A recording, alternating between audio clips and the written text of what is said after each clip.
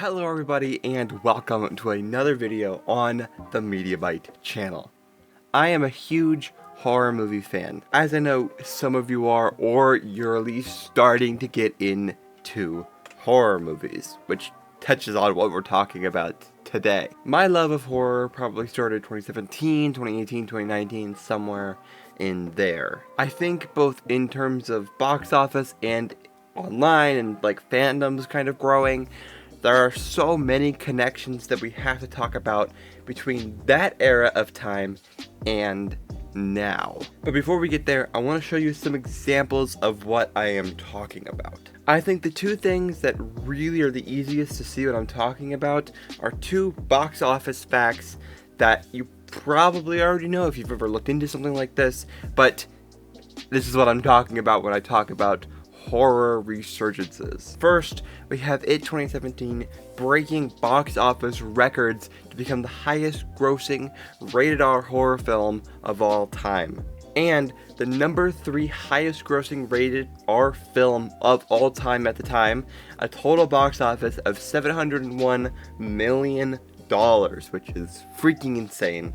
That is a lot of money, and I would like $700 million, please. Then we have in 2018, the last sequel, whatever you want to call it, to Halloween, which was the highest grossing slasher film of all time at that point, earning $259 million, which again, I would like $259, please, put it in my hand now. So these examples show a lot of what I am talking about. There are many reasons why I think horror will have a resurgence up to that level as it was before. Outside of those examples, horror as a genre has increased in box office very dramatically, starting from the 70s, having a massive spike in the 80s and the 90s, and then dramatically dipping in the late 90s into the early 2000s. Once again, there was a massive spike in the late 2010s, mid to late 2010s. So I typically consider this video, this whole channel, to be a safe place from all things modern life. I don't really like talking about a lot of things on this channel because it just doesn't help, and we're talking about movies, and if the movies are discussing certain things, we will talk about it. Otherwise, I try to stay clear of a lot of things, just because I use this channel as escapism, and I want you to be able to use this channel as escapism. That's what I do. But instead, we are going to be looking at some things to take note of as we move forward into the next part of what I am talking about. It's really important, and it's based in reality for a minute. The number one thing to look at when discussing horror is this: when there is a sitting Republican president, the box office and popularity of horror movies rise. It happened. I think we can look at things like the 70s and get into the very specifics of that, but the easiest way to look at it is the rise of the horror movies in the 1980s. And who is running the country during the 1980s? Ronald Reagan. Did the horror community explode throughout the time? I mean, yes. Slashers galore. Freddy, Jason, Michael, Chucky. The list goes on and on and on and on and on. The Shining. I mean, the list really does go on and on and on and on and on and on. So bring that up to modern times, right? Who was elected in 2016? You know the answer if you're an American. If you're not an American, you may not know, but a Republican. And then boom. Not even 2 years later, 1 year later, horror blows up.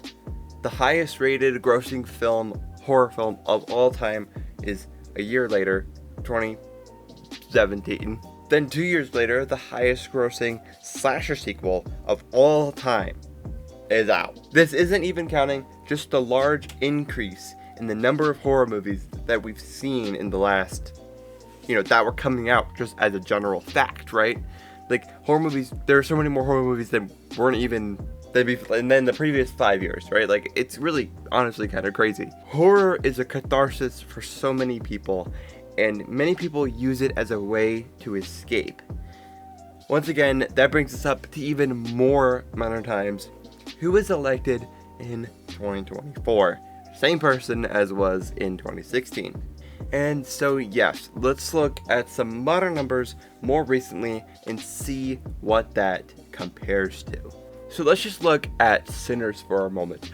Arguably one of the biggest films of the year, 2025 is the year right now, and possibly a contender to win Best Picture this year. I would be surprised if it's not at least nominated for Best Picture, because it should win. I'd be surprised if it's not nominated at least for Best Picture, but we'll just have to see. Maybe my opinions will change, maybe something else will come out and I'll like that better, but we'll just have to see about that. Centers around vampires, which I wouldn't tell you normally, but they spoil that in the second trailer, and a whole lot of other things, but it's a horror picture at its core. A very modern era horror movie mixed with a lot of other discussions and things, and that's why it's a modern horror movie. But this film reached over $300 million at the box office just at the time of recording this right now, against a budget of around $90 million, which is, again, that's what, $210 million profit, not including marketing costs and all that stuff. That's really crazy.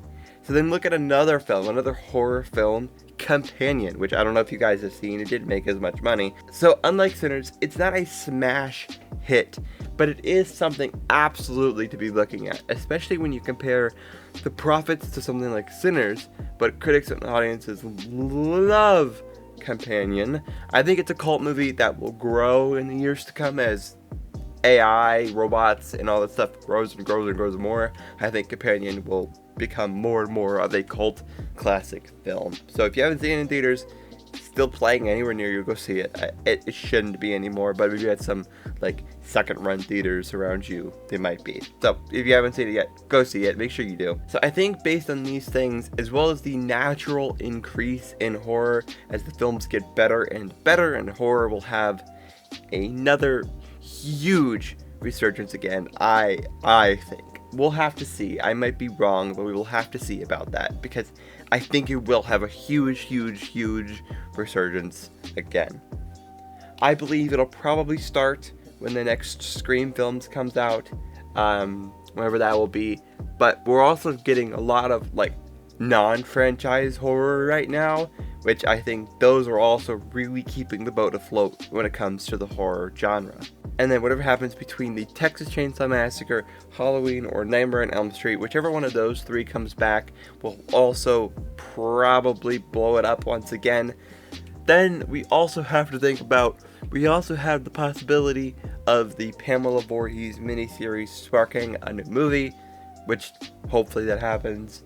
And then Friday the 13th could blow up the horror genre once again. I think if a Friday the 13th, it's gotta be either Friday the 13th or Nightmare on Elm Street. If either one of those comes back now, I think the horror genre blows up immediately afterwards. Otherwise, I think it'll be much slower as we move forward through time.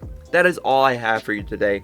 Do you like horror movies? I'm a huge horror movie fan. I've watched so many. I mean, every movie that you see right there, all the way through here, and even over that little movie right there, all those are horror movies. These are all horror movie VHS tapes. There's one there, and then there's one below that one. I like horror movies. So yeah, but you can follow everywhere. TikTok is Media by Co. Instagram is Media by Company. Please go follow those both. Blue Sky is mediabyte.bsky.social. You can also follow all the podcasts that we do on the podcast network. It is Diary of an Indie Filmmaker. I talk about all my short films and all my feature film discussions, which we're having some episodes out soon for that because things have been moving forward that I've been really busy on. We also have the Slash It podcast, which is horror movies. So if you like horror movies, again, go listen to that podcast. It's kind of a little bit more rambly than this, but I really like it, and I hope that you guys do too, because it's really fun for me to make. We also have the Media Byte podcast, just talking about movies, music, TV, games, all that stuff, all in one giant episode. So, thank you all for listening to that.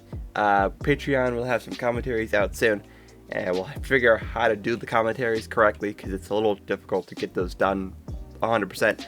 But, yes, I don't really talk about this very much, but I've always wanted to be a director and a writer my whole life. I never had another dream to do anything else other than I wanted to be a vet, but that lost it at like 9 years old when I realized I'd have to do like death stuff. When I realized I'd have to deal with like animals dying, which I didn't really want to do that at all. So then I wanted to be a writer-director, and even then, during that, I wanted to be a writer-director for films. So this, you guys, watching these videos and listening to the podcasts and all that stuff gets me one step closer to that dream. You can follow a new channel. It's called Media by Productions.